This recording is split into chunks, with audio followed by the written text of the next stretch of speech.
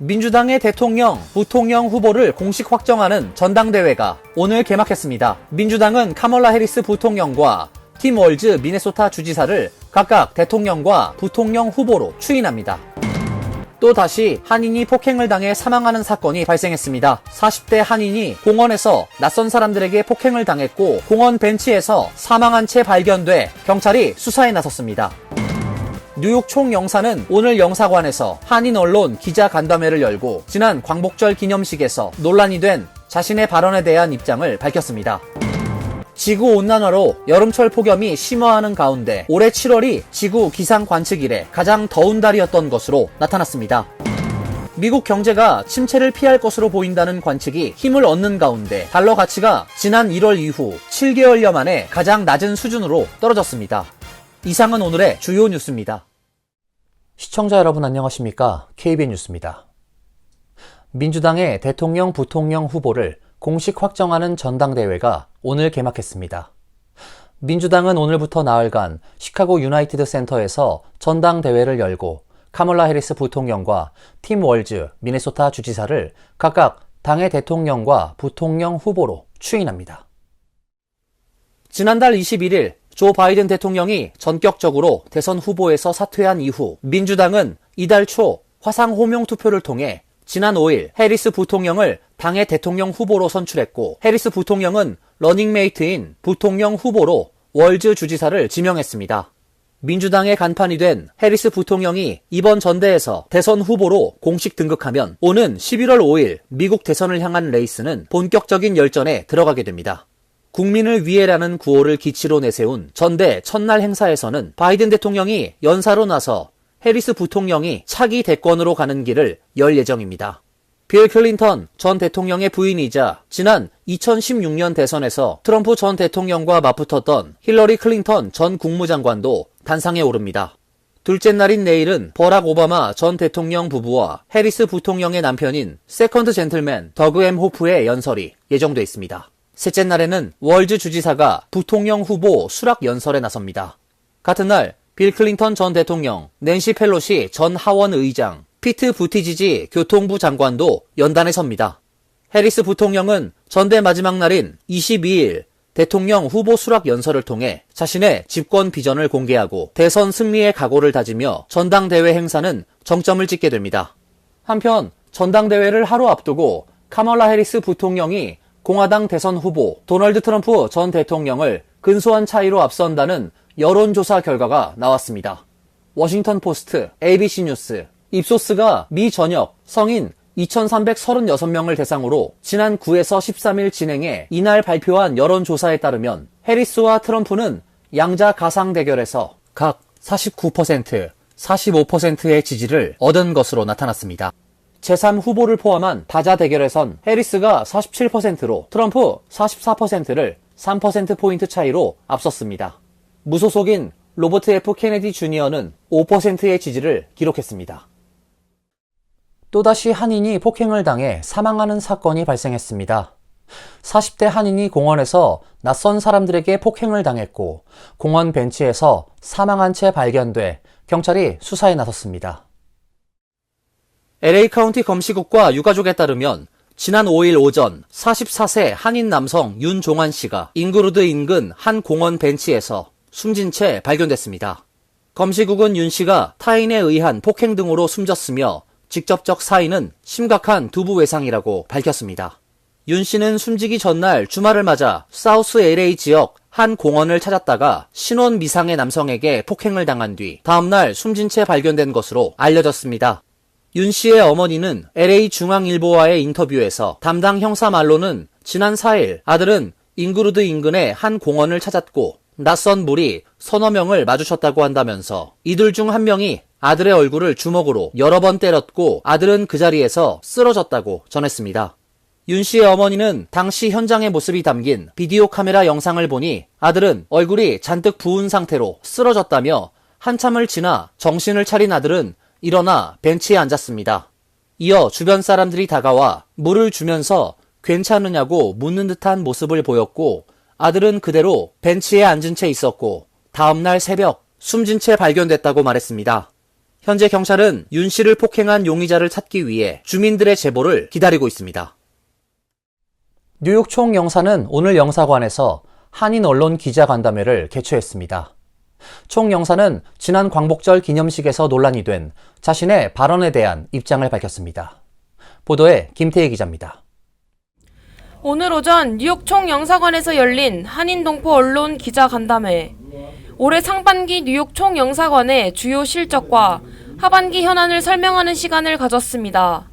금이환 총영사는 인사말에서 이제 부임한 지 20개월이 지났다며 그동안 뉴욕, 뉴저지 기관장들과의 수차례 만남을 통해 한인들의 안전은 물론 권익 신장을 위해 노력해왔다고 밝혔습니다. 질의응답 순서에서 김 총영사는 지난 8.15 광복절 행사에서의 축사 논란에 대한 입장을 다시 밝혔습니다. 유진이 광복회 뉴욕 지회장이 대독한 이종찬 광복회장의 경축사에 대해 김 총영사가 말 같지도 않은 기념사라고 발언한 데 대해 사과할 의사가 있냐고 질문했고 김 총영사는 자신의 발언에는 문제가 없다는 주장입니다. 나는 거기에 대해서는 나는 전혀 나는 내가 뉴욕 총영사로서 또 그 행사를 주관하는 기관장으로서 나는 한치의 뭐랄까요, 후회는 없어요. 말 같지도 않은 일이라는 것은 사실은 함부로 쓰는 단어가 아니잖아요, 사실은. 잘 쓰는데 우리는. 김 총영사는 앞으로 주요 국경일 행사는 한인회가 아닌 총영사관이 주최하는 방안도 검토하고 있다고 말했습니다. 영사관 이전에 대한 설명도 있었습니다. 현재 총영사관은 임대 기간이 내년까지고 건물 리모델링이 예정되어 있어 이전이 불가피한 상황입니다. 장기적으로는 건물 매입을 추진하고 있지만 시간이 촉박한 관계로 우선은 임대를 염두에 두고 장소를 물색 중입니다. 가능하면 민원인들의 접근성이 좋은 곳으로 검토하고 있다고 밝혔습니다. 그 외 영사관 기능 강화를 위한 인원 확대에 대한 어려움과 한인 시민권자들의 사건 사고에 대한 대응 방안, 그리고 한인 정치력 신장을 위한 지원 방안 등에 대한 설명도 있었습니다. KBN 뉴스 김태희입니다. 지구온난화로 여름철 폭염이 심화하는 가운데 올해 7월이 지구 기상 관측 이래 가장 더운 달이었던 것으로 나타났습니다. 국립해양대기청에 따르면 지난달 지구 표면 온도 평균은 섭씨 17.01도로 측정됐습니다. 이는 175년 관측 역사상 가장 높은 온도이자 20세기 평균 온도보다 1.21도 높은 수치입니다. 또한 월 평균 지구 표면 온도는 지난달에도 최고치를 경신해 14개월 연속 상승을 이어갔다고 해양대기청은 설명했습니다. 올해 1에서 7월 지구 표면 온도 평균 역시 섭씨 15.08도로 20세기 평균 섭씨 13.8도보다 1.28도 높아 관측 이래 최고치를 기록한 것으로 분석됐습니다.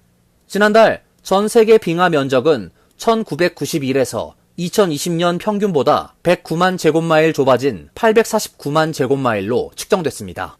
북극과 남극은 각각 33만 제곱마일, 76만 제곱마일씩 평균보다 줄어든 것으로 나타났습니다. 이는 46년 관측 기록상 두 번째로 적은 빙하 면적이라고 해양대기청은 설명했습니다. 지난달 해수 온도는 역대 두 번째로 높았습니다. 국립환경정보센터의 전망에 따르면 올해는 관측 역사상 가장 더운 해가 될 확률은 77%로 추정됩니다. 미국 경제가 침체를 피할 것으로 보인다는 관측이 힘을 얻는 가운데 달러 가치가 지난 1월 이후 7개월여 만에 가장 낮은 수준으로 떨어졌습니다. 아시아 주요 통화도 달러 대비 일제히 강세를 보였으며 특히 원 달러 및 엔 달러 환율은 1% 넘게 하락했습니다. 블룸버그 통신에 따르면 유로와 엔화 등 6개 주요 통화 대비 달러 가치를 나타내는 달러 인덱스는 오늘 한때 전장 대비 0.46이 낮은 102.001까지 하락, 지난 1월 5일 이후 7개월여 만에 최저를 찍었습니다.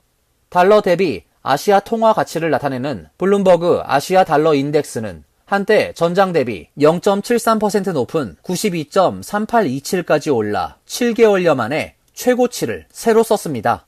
오늘 원 달러 환율은 5개월 만에 최저를 기록했습니다. 서울 외환시장에서 원 달러 환율의 주간 거래 종가는 전 거래일 주간 거래 종가 1357.6원 대비 23.6원 하락한 1334.0원으로 3월 21일 1322.4원 이후 가장 낮았습니다. 원 달러 환율은 오후 한때 1329.8원까지 떨어지기도 했습니다. 연준이 다음 달 기준 금리를 인하할 것으로 전망되는 반면 한국은행이 오는 22일 기준 금리를 동결할 것으로 예상되면서 영향을 미친 것으로 보입니다. 엔 달러 환율도 오늘 한때 전장 대비 2.44엔, 1.65% 낮은 145.19엔으로 떨어졌습니다. 뱅가드 등은 향후 몇 달 안에 일본의 단기 정책 금리가 추가로 인상될 가능성을 거론하고 있습니다.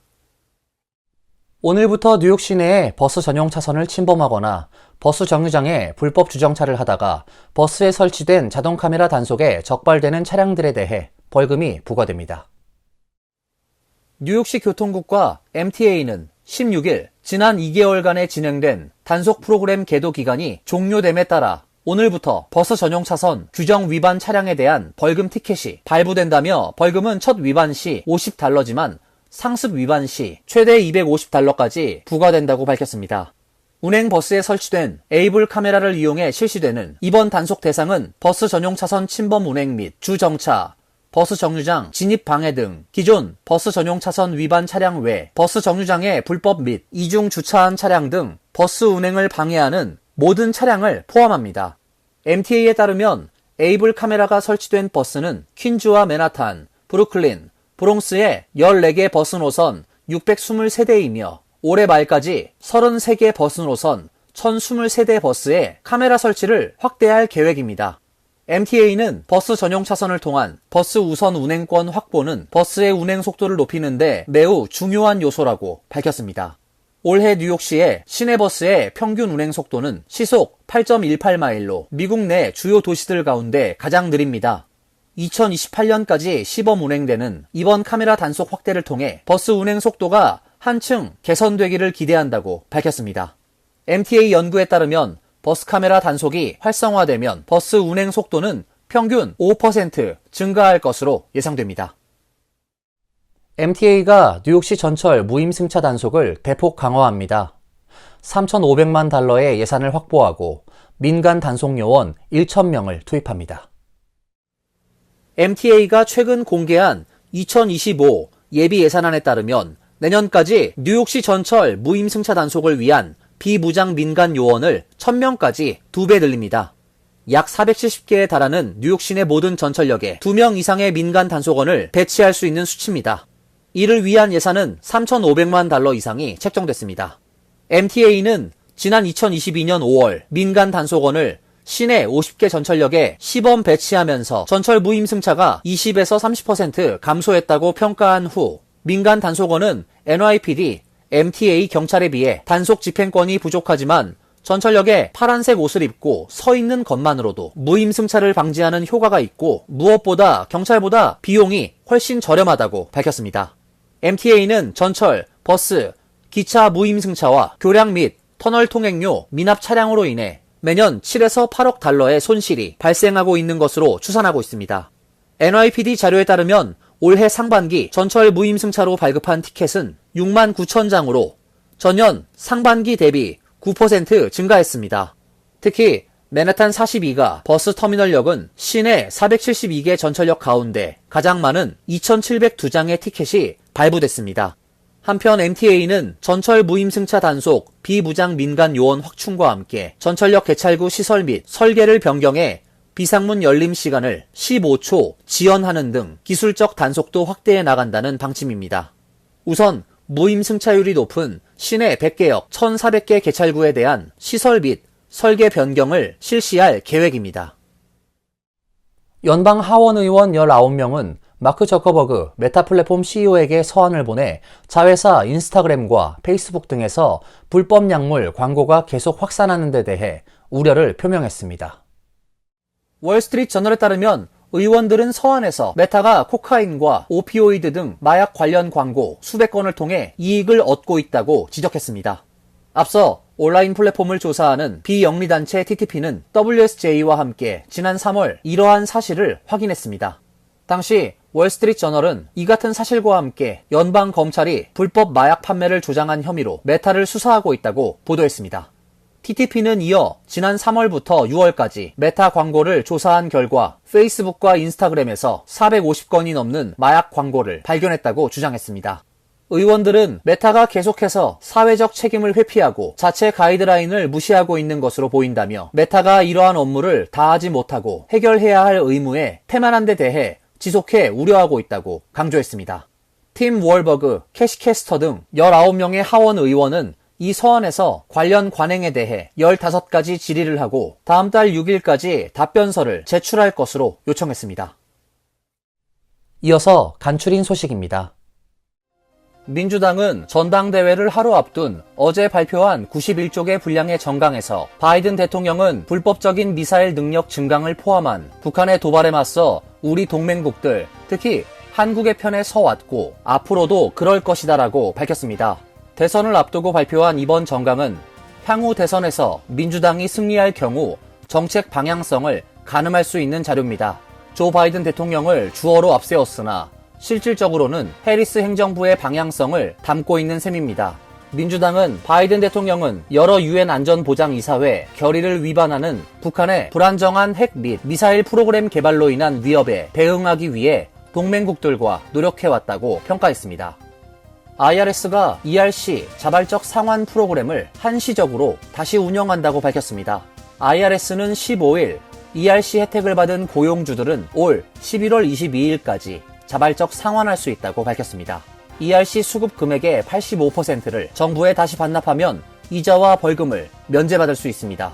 다만 분할 상환을 약정하고 기간 내에 모두 갚지 못하면 이자와 벌금이 부과됩니다.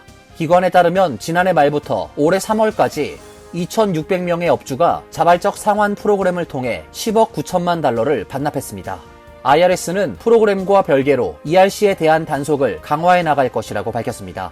당국은 감사를 통해 약 3만 건의 부정 청구를 적발하고 지급 결정 철회를 알리는 서한을 보낼 예정입니다. 필 머피 뉴저지 주지사는 16일 공식 성명을 통해 로버트 메넨데즈 연방 상원 의원 사태로 생길 공석에 조지 헬미 전 주지사 비서실장을 앉히겠다고 밝혔습니다. 이에 따라 헬미 전 실장은 새로운 연방 상원 의원이 결정될 오는 11월 27일까지 메넨데즈의 직무를 대체하게 됩니다. 헬미는 영광스러운 자리지만 새 적임자를 위해 11월 일찍 자리에서 물러날 것이며 그 전까지 커뮤니티를 위해 봉사하겠다고 밝혔습니다.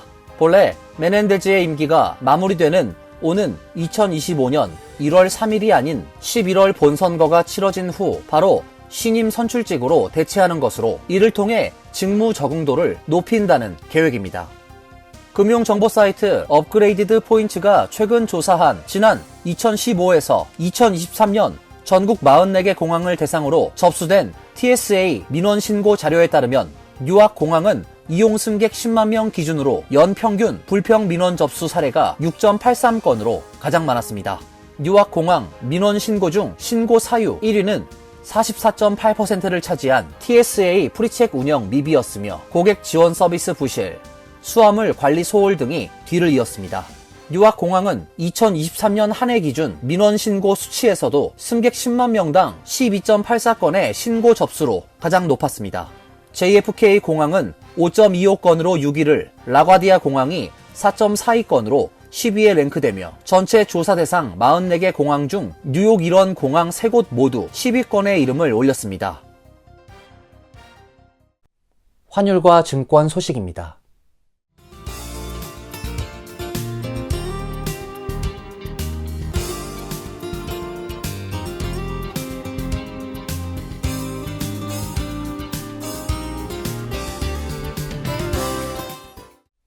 이어서 날씨입니다. 내일은 기온이 내려가면서 아침 저녁은 쌀쌀한 날씨가 될 것으로 예상됩니다. 낮 최고 기온 74도, 섭씨 23도, 밤 최저 기온 57도, 섭씨 14도로 예상됩니다. 수요일도 선선한 날씨가 이어지겠습니다. 목요일부터 기온이 조금씩 올라가 주말에는 다시 무더운 날씨가 예보되어 있습니다. 이상으로 KBN 뉴스를 마칩니다. KBN과 함께 즐거운 시간 되시길 바랍니다.